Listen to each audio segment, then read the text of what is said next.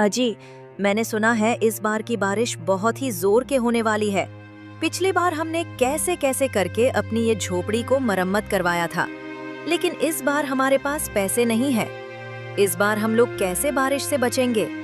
घर में छोटे छोटे 2 बच्चे हैं। मदन के घर में 2 छोटे छोटे बच्चे थे। ये बार मदन के पास इतना पैसा नहीं था कि वो अपने झोपड़ी की मरम्मत करवाए।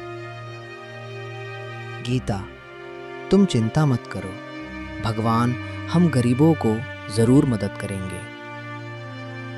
पिछले बार हमने जैसे दिन रात मेहनत करके अपने इस झोपड़ी को बनवाया था, इस बार भी हम फिर से दिन रात एक कर देंगे, लेकिन अपने बच्चों को बारिश में भीगने नहीं देंगे। तुम बच्चों का ध्यान रखना, मैं काम खोज कर लौटता हूँ। मदन गांव में काम की तलाश के लिए निकल पड़ता है। मदन बहुत ही नेक दिल का था। उसे पता नहीं था कि गांव में इस बारिश की कहर गिरने वाली है। मदन अपने गांव के जाने माने सेठ हरीलाल के यहां जाता है। उसे यकीन था कि सेठ उसकी मदद जरूर करेंगे। हुजूर, आप इस गांव के अन्नदाता हो, आप ही इस गांव के गरीबों के रखवाले हो। मुझे कृपया करके एक काम दे दो। मैं दिन रात और पूरी मेहनत से काम करूंगा, कोई शिकायत का मौका नहीं दूंगा, क्योंकि इस बारिश की कहर गिरने वाली है और मैं नहीं चाहता कि मेरे छोटे छोटे बच्चे बारिश में बीमार पड़े। इसीलिए हुजूर, आप मेरे बच्चों पर रहम करो और मुझे एक काम दे दो। देखो मदन, मैं हमेशा इस गांव का भलाई चाहा हूं, लेकिन इस बार तुम मुझसे कोई उम्मीद मत रखना। और रही बात काम की, तो मैं तुम्हें काम दे देता, लेकिन मेरी फैक्ट्री बारिश की वजह से बंद हो गई है और सारे मजदूर अपने पने घर चले गए हैं। अब बोलो कि मैं तुम्हें काम कहां दूं? मेरे घर में भी कोई काम नहीं है, पहले से ही 4 नौकर रखे हैं, इसीलिए तुम मुझे माफ करो।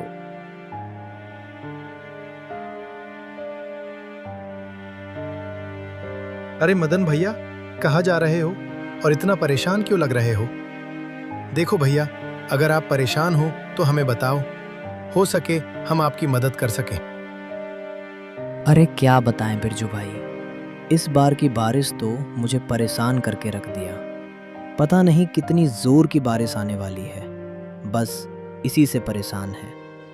हमारे पास पैसे भी नहीं हैं कि अपने घर की मरम्मत करवाए, काम भी कहीं नहीं मिल रहा है, अब पैसा कहाँ से आएगा? देखते ही देखते मौसम बिगड़ने लगती है और चारों तरफ काला बादल छा जाता है। बारिश का पूरा संभावना था। अरे भागो भाई भागो, बहुत जोर की बारिश होने वाली है।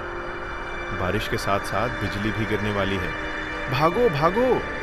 सारे लोग इधर उधर भागने लगते हैं। मदन भी अपने घर की तरफ भागने लगता है।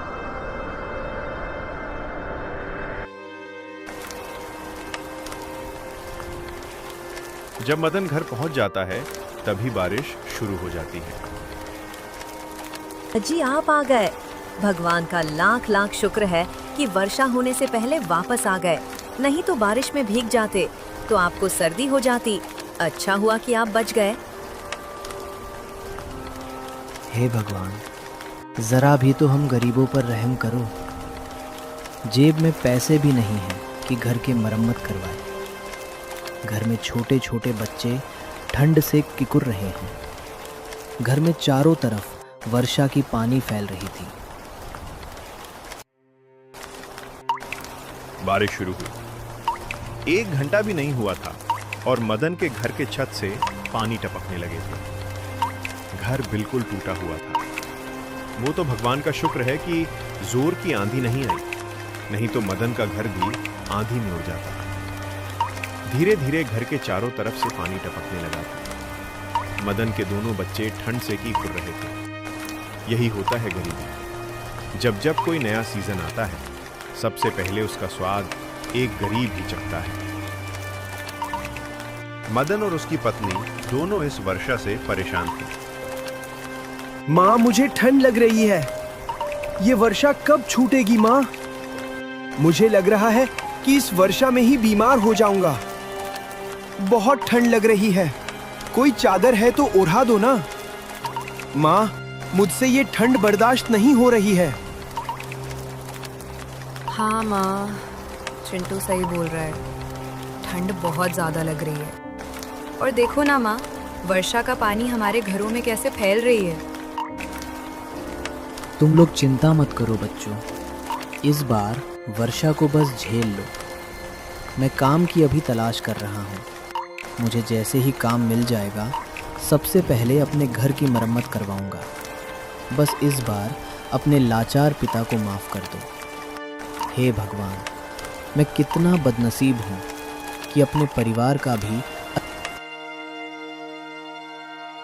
अगली सुबह मदन के परिवार रात भर वर्षा के कारण नहीं सोए थे। इसीलिए जब सुबह को वर्षा छूटी तो गिला जमीन पर ही सो गए। मदन भी रात भर नहीं सो पाया था, लेकिन मदन सोने के बजाय काम की तलाश में निकल जाता है। आज कैसे भी करके मुझे कोई ना कोई काम ढूंढना ही होगा, वरना अगली बार वर्षा आएगी तो मैं अपने बच्चों को ऐसे ठंड से ठिठुरते नहीं देख सकता। हे भगवान, काम की तलाश करने में मेरी मदद करना। मदन बहुत उम्मीद से आज काम की तलाश में निकलता है। मदन इस बार एक बाजार में जाता है। उसे यकीन था कि कोई ना कोई दुकान में तो उसे काम जरूर मिल जाएगा। मदन बाजार में सबसे बड़ा गोदाम का मालिक रामचंद के यहाँ जाता है। साहब, आपके पास मैं बहुत उम्मीद से आया हूँ। देखिए साहब, आप मना मत कीजिएगा। मेरे छोट छोट बच्चे हैं। बारिश के कारण उनको ठंड का शिकार होना पड़ता है। कल बारिश हुआ, उसमें मेरे टूटे घर से टप टप पानी टपक रहा था, जिसके कारण मेरे परिवार रात भर सोए नहीं है। कृपया करके दया कीजिए और मुझे एक काम दे दीजिए। ठीक है, तुम्हारा हालात देखकर मैं तुम्हें काम पर रख लेता हूं। नहीं तो मेरे गोदाम में नौकरों की कमी नहीं है। और हाँ, मैं तुम्हें हफ्ते में पैसा दूंगा, क्योंकि माल सेल होता है।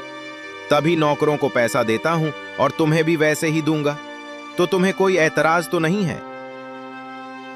ये बात सुनकर मदन को एक झटका लगता है। वो तो सोचा था कि डेली काम करूंगा और डेली पैसा लूंगा, लेकिन यहां तो बिल्कुल उल्टा हो गया। मदन को ऐसे भी कोई काम नहीं मिल रहा था। मजबूरी में मदन को हां कहना पड़ा। ठीक है साहब, मुझे मंजूर है। अच्छा ठीक है, जाओ मजदूरों के साथ और गाड़ी पर से माल उतारकर गोदाम में रख दो। और हाँ, मैं घर जा रहा हूं तो तुम पूरी ईमानदारी से काम करना और एक भी शिकायत मौका मत देना, नहीं तो काम से निकालने में मुझे थोड़ा सा भी समय नहीं लगेगा।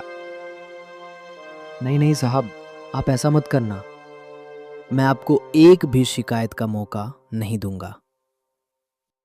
मदन गाड़ी पर से मजदूरों के साथ मिलकर माल उतारने लगता है और गोदाम में रखने लगता है। शाम तक सारे मजदूर माल को अच्छे से गोदाम में रख देते हैं और अपने पने घर जाने लगते हैं।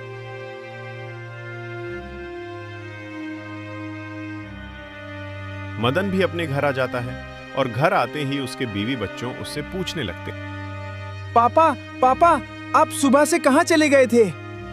आपको पता है कि मैं रानी और माँ कितना परेशान हो गए थे।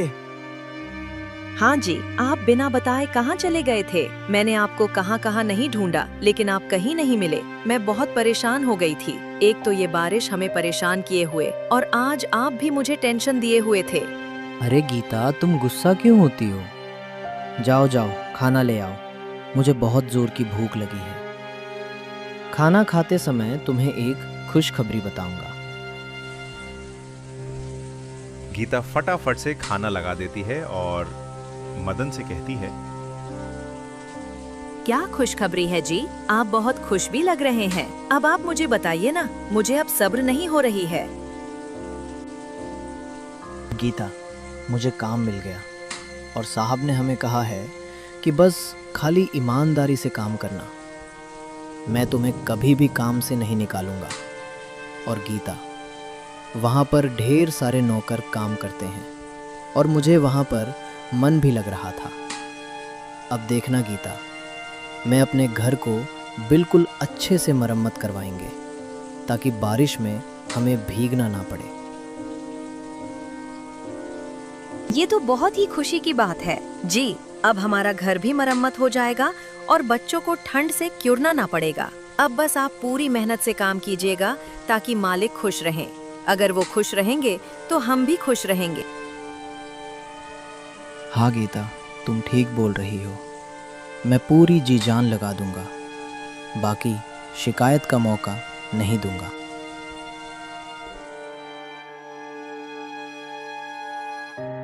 अरे मदन भैया, आप आ गए। आइए, आपने ठीक किया कि साहब के आने के पहले आ गए, वरना साहब बहुत गुस्सा करते हैं। अरे नहीं नहीं, साहब तो बहुत अच्छे हैं, वो भला गुस्सा क्यों करेंगे। इतने में गोदाम का मालिक रामचंद आ जाता है। अरे अरे, तुम लोग बातें बना रहे हो, काम कब करोगे? चलो जल्दी से काम करो, वरना इस बार के पगार में से तुम लोगों का पैसा काट लूंगा। जल्दी जाओ। सेठ की गरगराहट वाली आवाज सुनकर सारे नौकर अपने अपने काम करने लगते हैं। मदन मालिक का बहुत इज्जत करता था। मालिक उसे जो कहते उसे एक झटके में कर देता था। मदन वही करता जो रामचंद को अच्छा लगता था। धीरे धीरे मदन सेठ के दिल में अपनी जगह बना ली। अब सेठ भी उसे खूब मान आदर करने लगे। अरे मदन, तुम बहुत अच्छे हो। वर्षों से मैं ये गोदाम चला रहा हूं, लेकिन आज तक तुम्हारे जैसे मेहनती और दयालु नौकर नहीं देखा।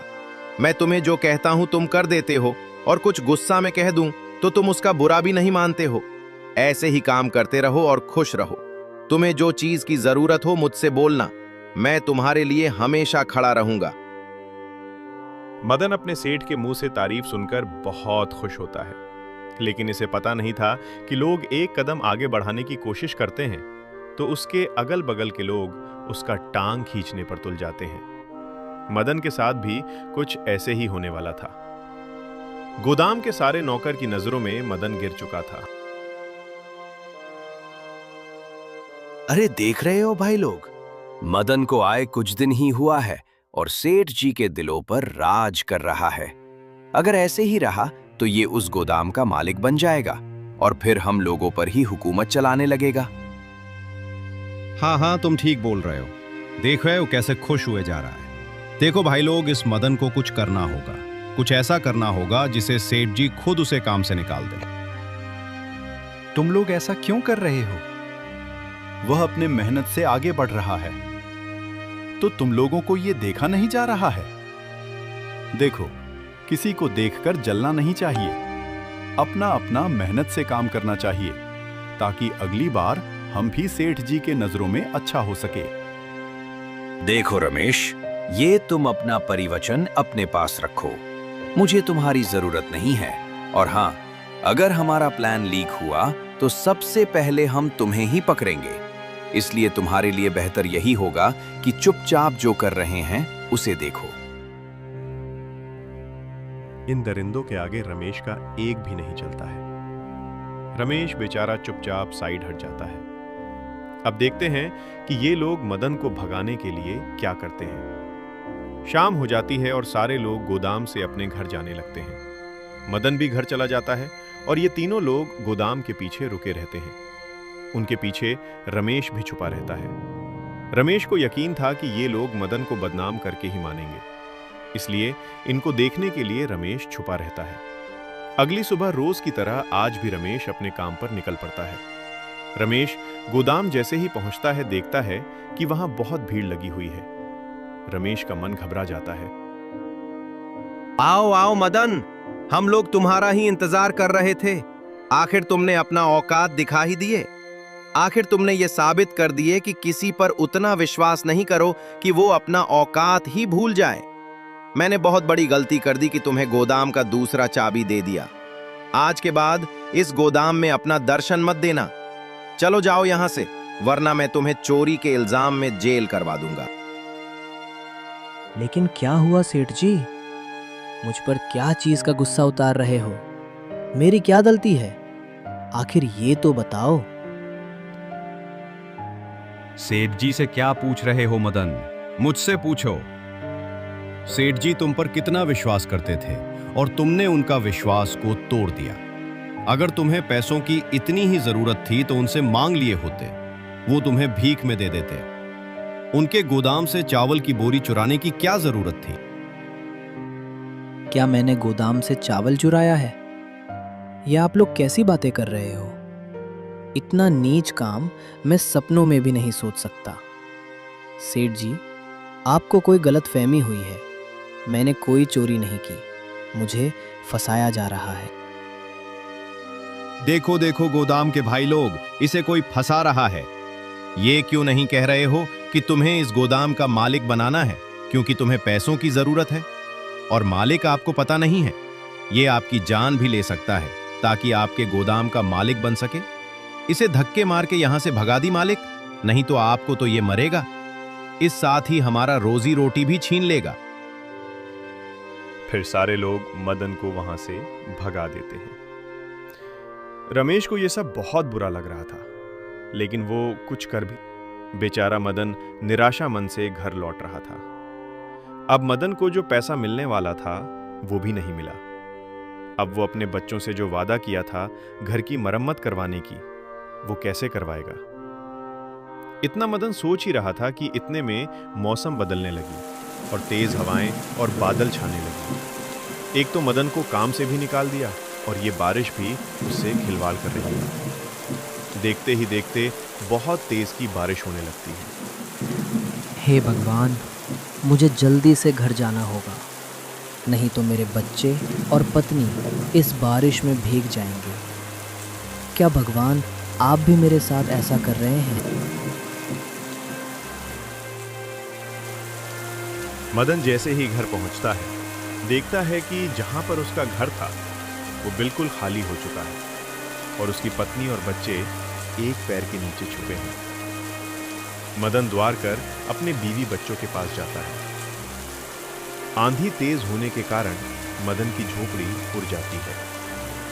बारिश में रात भर चारों लोग वहीं पैर के नीचे खड़े रहते हैं। अब उनके सर पर एक भी था जो आंधी में उड़ चुका था। अजी देखिए ना, ये क्या हो गया हमारे पास? अब घर भी नहीं है। अब हम लोग कहाँ रहेंगे? हे भगवान, आप हमारे साथ ही ऐसा क्यों कर रहे हैं? अब मैं अपने बच्चों को बारिश से कैसे बचाएं? इस दरिंदे गांव में हमारी कोई मदद भी नहीं कर रहा है। गीता बहुत परेशान है। अगर मैं इसे अपने काम के बारे में बताऊंगा तो ये और दुखी हो जाएगी। नहीं, इसे मैं कुछ नहीं बताऊंगा। समय आने पर खुद पता चल जाएगा।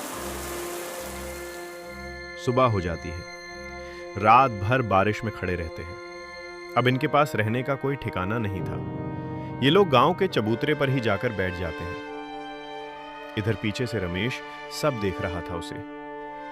मदन पर बहुत माया आने लगा था और वो ये तय किया कि आज मेरी खामोशी की वजह से मदन को ये सब झेलना पड़ रहा है।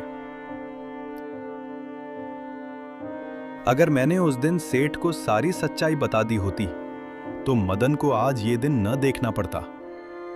सेठ जी मदन को बहुत ही मानते हैं। अब जो कुछ होगा देखा जाएगा। मैं आज उन दरिंदों के बारे में सारी सच्चाई बता दूंगा। शाह चावल की बोरी मदन ने नहीं बल्कि उन लोगों ने चुराए हैं और मदन को बदनाम कर दिए हैं। ये सब मैंने अपने आंखों से देखे हैं। रमेश सेठ जी के गोदाम की ओर जाने लगता है। आज रमेश सारी सच्चाई सेठ जी को बताकर ही रहेगा।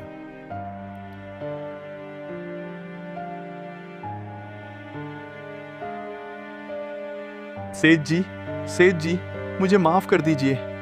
मैं उन तीनों लोगों के धमकियों से डर गया था।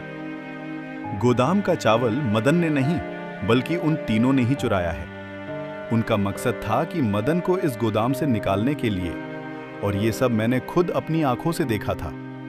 लेकिन उन कीनों ने मुझे सच्चाई बताने से मना किए थे। मालिक, आप मदन को जल्दी जाकर बचा लीजिए। वो बेचारा कल से भूखे प्यासे गांव के चबूतरे पर बैठा है। अरे रमेश, तुमने ये क्या कर दिया?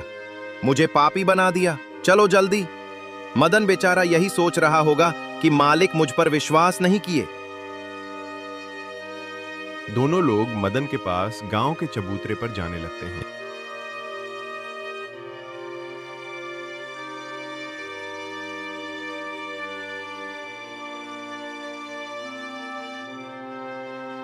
अरे मदन, ये क्या हुआ?